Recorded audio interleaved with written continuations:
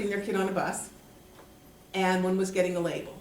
So after pithy investigating, it was revealed to all of us that it was the parents who had issues about the kids on the bus. If you are 3, it is way cool to be on a big school bus. It's high and it bounces, and so it was, the kids were fine. In fact, we couldn't get the kids off the bus. That wasn't an issue. So we said, that's really not an issue. But there were legitimate concerns about giving a kid a label at age 3. And this was, again, when we only had 11 conditions now. So we piloted the use of developmental delay. Really, we just meant up to age 6. And then the feds came out at a later point and said you could do it up to age 9. Most of the counties, and it's voluntary on the part of the school system. So there are several jurisdictions in Maryland, I don't think anyone is here from one of them, that don't use developmental delay. But the reality is that by age 6 or 7, you figured it out. It gives everyone what our colleague Nancy Verobi referred to as an extended diagnostic period. So at age 3, yes, it's really hard for lots of kids to say this kid is intellectually disabled or this kid has learning disabilities or whatever it is. By age 6 or 7, if the gap is there, it has widened enough so that while it's still hard for parents to accept, it is understandable at that point. And so I think we're going back to the end of the school year that they've turned 7. So the point is that you want them to diagnose something more specific than just At some point, yeah, there's the some rubber's sort of got to hit delay. the, right, at some point you have Right. to call it a real disability, but Thank it you. gives an extension. Yes. Do the disability categories carry across states after Maryland child moves to Pennsylvania? That's an excellent question, I don't and know the the answer answer to that. is yes and no. For purposes of federal data reporting, every state has to fold all the kids into these handicapping conditions for the child count that's submitted on October 31st of every year. Within each state, however, they can have additional categories. I think they have neurologically impaired or perceptually impaired. I mean, some states do have other categories, but at the end of the day, when you're looking at the federal data across states, it all has to be folded into these conditions. What about like the 504, Maryland 504, would it pretty much carry in Pennsylvania, or how does that work? Now, that's a wonderful question. The best way to explain the difference is 504 and IDEA both come from the United States Department of Education. That's the only point at which they're connected. 504 is through the Office for Civil Rights, and it is non-discrimination on the basis of disability law. IDEA is special education and related services to meet the unique needs of a child with a disability. So it's under the Office of Special Education Programs. The other humongous difference is in IDEA, the state education agency, that's us, are held ultimately responsible for ensuring the provision of a free, appropriate public education to every student with a disability under IDEA. In 504, there is no state role. It is the local school system to the regional office for civil rights, which for Maryland is Philadelphia. So we do very little data collecting. We have no oversight responsibility. This is a huge issue for us because we get lots of calls from parents. And we feel very frustrated because we really can't intervene the way we can in special ed. So we can send you back to your local 504 coordinator, and every county has a 504 person, and in the bigger school systems, it's separated out. Usually the 504 coordinators are in the Office of Student Services, like where the PPWs and that stuff is, as opposed to the Office of Special Ed. In the smaller jurisdictions, where your special ed director is like 5 different things, they're typically the 504 people also. But technically, if you have a grievance about a 504 plan, all we can do is send you back to your county or give you the information on filing a complaint with OCR. Now, in talking about moving from state to state, I want to point out that in Maryland, we have an online IEP, and we have an IEP form that is used throughout the state. So if you move from one county to another, your IEP is going to look the same, okay? Now, did you have a question?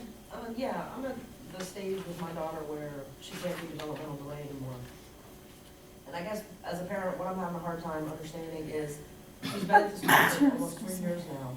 And the way they're explaining it to me is that basically we're wiping the slate clean. And she has to be totally reassessed in all areas so that we can prove she has a disability that makes her eligible for She has special. Down, She has Down. Down, yeah. Well, now, hold on a second, okay, so,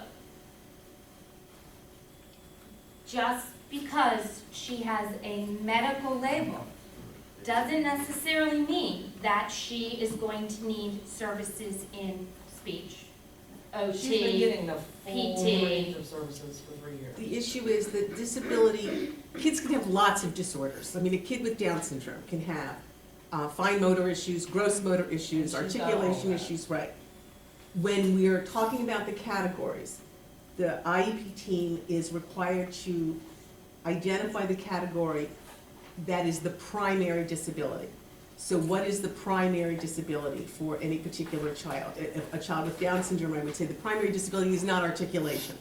You know, that's not her primary. So speech and language impaired is probably not the appropriate category to go. You can have additional disorders, but what we look for in that IEP is your numero uno, what is the primary? And it's gotta be one of these, and it's the one that most closely matches the disability. Right, and I understand that it would be intellectual disability, which pretty much by definition is what Down syndrome is. So I'm having a hard time with the whole, and they're saying it has to be an IQ test. That, you know, my daughter has to take and score low on an IQ test to prove that she has an intellectual disability, which her syndrome by definition is an intellectual disability. Yeah.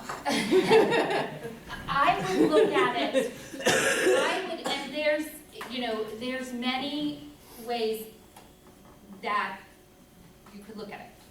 I would try to look at it as the assessments are going to be gathering information. So your daughter is 6? 8. 8, okay.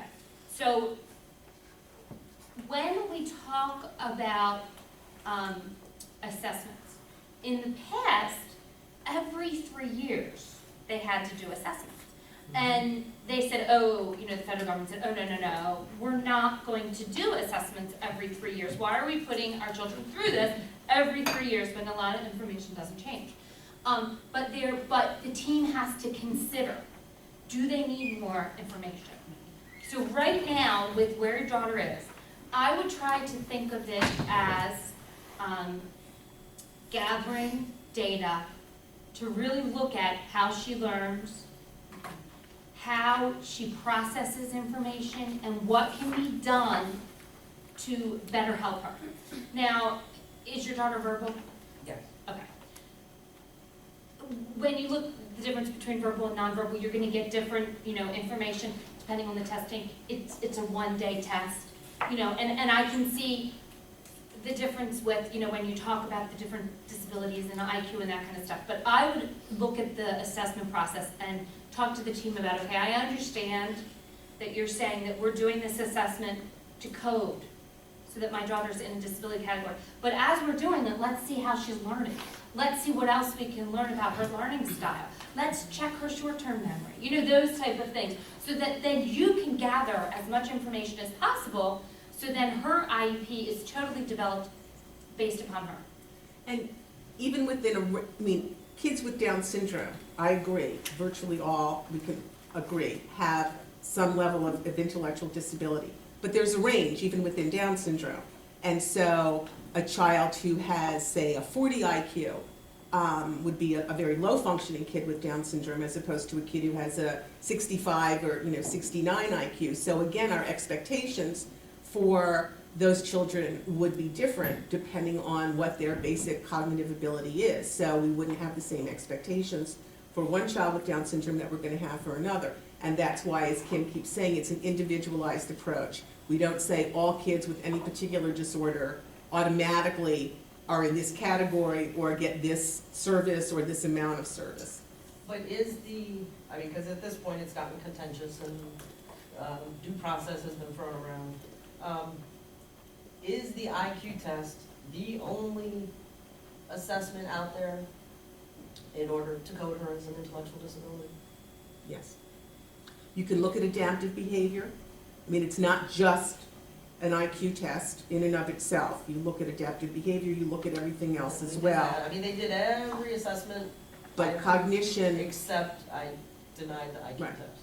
and this is becoming an issue. We're having discussions about this. You're not alone. Lots of parents, particularly of kids with Down syndrome, are ardently arguing either for other health impairment. Right, that's another one that I've heard a Or lot. speech Or and that, I mean, language. they even mentioned possible multiple disabilities. Right. But the reality is, what the feds are saying is that you have to pick the disability that is the overarching disability for that student. And in this case, I would have to say that Down syndrome is the overarching disability, and we presume that the majority of kids with Down syndrome have a level of intellectual disability, and so that the IEP team would be at fault, really, if they didn't make that point to say, no, really, this, we have to come up with the category that is most, is And I closest. don't have a problem with the category. I guess what I'm not understanding is, you know, they've had her for 3 years, they did assess her in all other areas, she came in well below as expected. And the one thing that everyone says about her is she's consistently inconsistent. So my issue with a one-time IQ test is she's then going to be given this number and this label, and expectations are gonna be set based on that one test on a potentially bad day. She doesn't care about taking tests, she doesn't pay attention. As opposed to, you know, classroom observations Right. or looking Everything at is- the Well, math. and everything has that's to be where, looked at. I think that's where, as a part of the team, when we look at all of the information, we're gonna be really looking at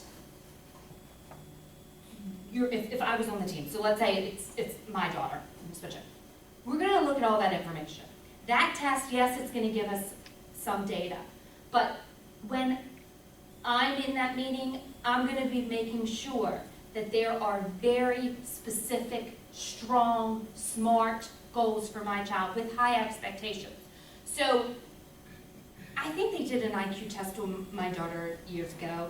I don't even know the number because she's nonverbal, and, you know, it was funny because the person who tested her said, I don't understand, she can't do this, but then she figured out this puzzle, and, you know, so it was, I'm sure it was very low. Well, if I would have looked at that number, I would have then said, okay, well, she's not gonna do anything. But I didn't, so I said, okay, we're gonna teach you to read. Okay, we're gonna teach you to read. Where are we with reading? Where are we with math? And then I kept doing it. Now, I can say she's got sight words. She's 14, she's got sight words. I mean, and Marjorie will tell you, I will go around and say, yeah, she knew a new word. You know, but that's through the partnership and working together and saying, no, my daughter has to learn to read.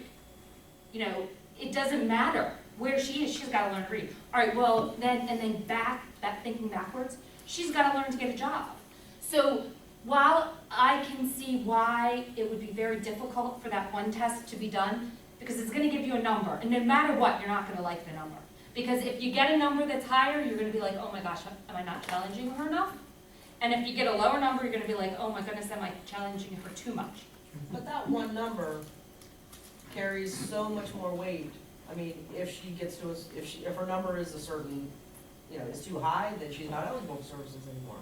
If her number is too low, then she's kind of automatically pushed towards the alt MSA and the certificate track and. No.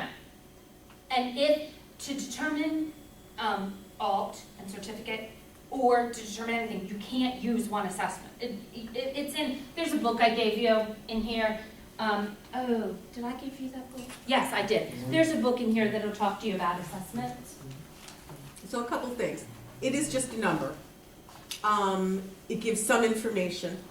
It certainly, they can administer more than one, so every 5 years or so, if you want to see, you know, how she's doing. But it does give some information. I went with a parent actually to an IEP meeting who had refused, had a daughter with Down syndrome, and had refused, and she was arguing with the team that her daughter was not making sufficient progress in math.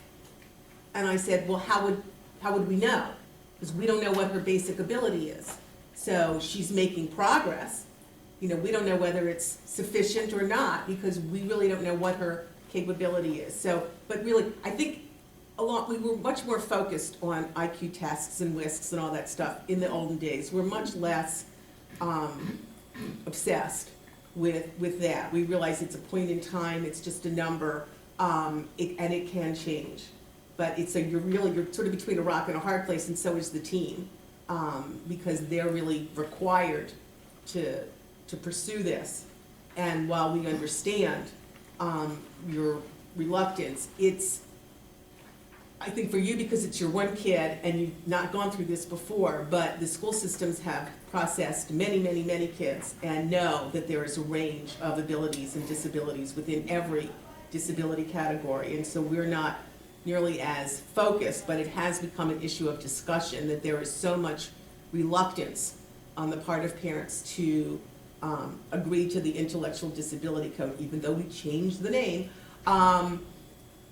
So we're sort of all between a rock and a hard place, but we are at the state level, I think, actually becoming a little concerned about the disappearance of kids in the intellectual disability category and the overabundance of kids suddenly showing up in the other health impaired category, and that's really not appropriate either. And the most important thing, really, when you look at the whole special education and related services, is this IEP document. And in the IEP document is the goals that they're working with. So that information is not going to be the most important thing that your daughter is working toward for a year. Yes? On the same topic, my son has been through many evaluations throughout the year. He's 26 Right. now. And the first was he will be never able to learn computers and English. Second, he had many IQ testing. I tell you just 3 numbers. At Kennedy Krieger Middle School, he had the IQ 65. Then at 21 years old, he had an IQ through DOORS department evaluation of 58. And then just a few days ago, he had an evaluation from the National Institute of Health, where he's participating in a research on brain functional MRI imaging of 79. So, hopefully all those years I was discarding all the numbers, all the evaluation, and I was working with him, with his potential, not with his weaknesses. Not too much with the peers or to talk to the peers, just with his strengths. Now he's honor student at Baltimore City Community College, graduating in May, in 1 month, and he Congratulations. is of the Dean's Thank you. list Thank of you. the United States, Thank his you. name. Because I did not pay attention to the numbers. It is, and it's tough. Do you understand? It is, it's very hard. And my son, what's a genius, like over 120 or over 130 or something, he got that, but he left my car door open all night in the rain.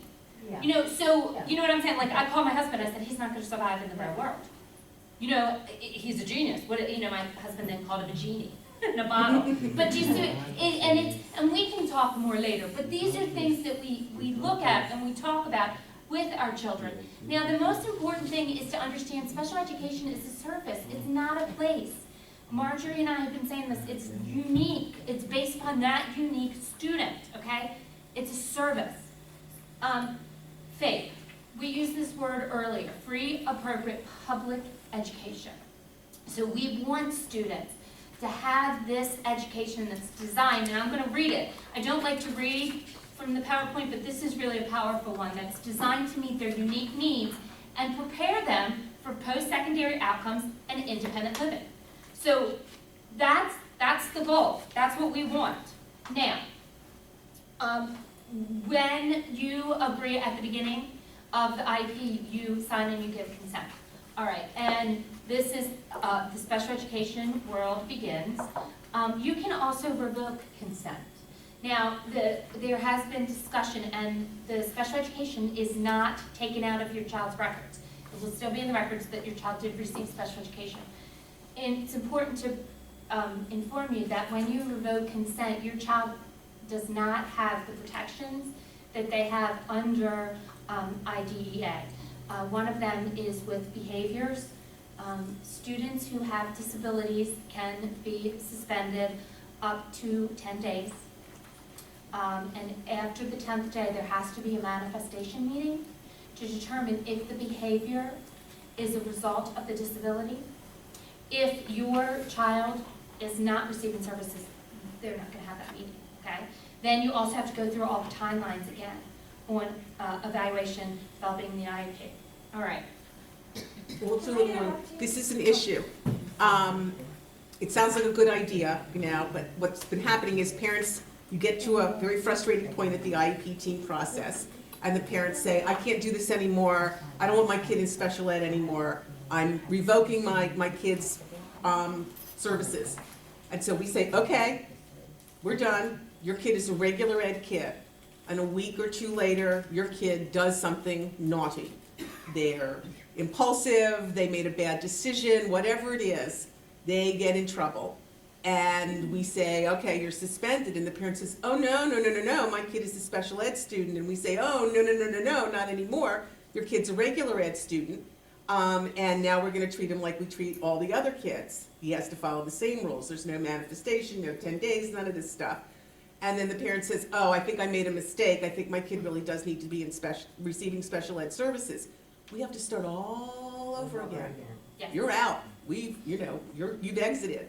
And so to get you back in, the whole process has to begin again. So I know it's very tempting, and we all frequently want to tell the IEP teams where they can go, but just sort of think it through, or don't give yourself like a 48-hour window where you really think this through. Kathy? Can you talk about signing the IEP? There used to be the option to not sign an IEP, and I think there's still some confusion That out is there. totally incorrect. The one and only time that you sign for the IEP to be implemented is the original one. In the past, you used to have to sign every page. That is no longer, And every year. every initial, Yeah. that's not anymore. We're in a different world now. So it's really important, if you disagree, you have to tell the team. So for instance, if you said to the team, well, I'm gonna take this home, because in the past, until you had it signed, it wouldn't go into effect. But, so if you said, oh, I'm gonna take this home and think about it, well, it's still gonna go into effect, because as the IP team, you have to say, no, we need to begin, we need to discuss this. There's no signature, okay? Now, let me point out again though, you do have to sign for the assessments, and you also have to sign for the medical assistance, and that we'll show you later. But if there's going to be an assessment done, you do have to give consent for that. But once you're in special education, you don't re-sign every year, okay? And that is something that, it was new in '06, but there's still confusion. Yes. I'm sorry, I am confused. That's okay. My granddaughter already has an IEP. Mhm. She's been in the system since she was 18 months old. So when we go on next week for the new IEP, if she has an objection, it goes into effect anyway? Well, it depends how it's written. If it's written and she doesn't say that she objects, because in the past, people would just take it home. And then they would write a note, let's meet again to discuss this. But if she doesn't share that, then yeah. But I mean, if she says, I'm uncomfortable with this, or... Then you're gonna work it out at that meeting. So you're not gonna leave with something uncomfortable. Or you negotiate, if we agree on 80%, but we don't agree on 20%, the team can agree to move forward with the 80% and work out the rest. If it's a specific service or a reduction in a service, that's a different issue. If the kid has been getting, say, speech 3 times a week, and the team says, we want to reduce it to once a week, and the parent says, I really don't feel in my heart of hearts that's appropriate, then the parent can disagree at that meeting and inform the team that they are filing for due process, which invokes what is called stay put. And what stay put means is that pending the resolution of the dispute, the last agreed upon IEP remains in effect. So it literally sort of stops everything. So she would continue to receive the speech 3 times a week until it's either worked out in mediation, dispute resolution, or an administrative law judge overrules the IEP team. Kathy, did you? How long do you have for statewide?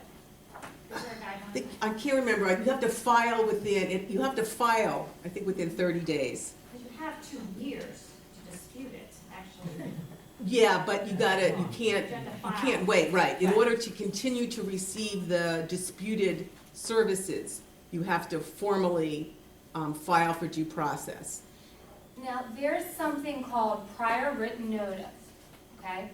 And I'm sorry it's not in here, and Marjorie, when we get back to the office, we need to add it. Because what is prior written notice? And people have been confused and thought prior written notice was that 10-day notice, you know, you have to have 10 days before they invite you to a meeting? No, that's not what prior written notice is.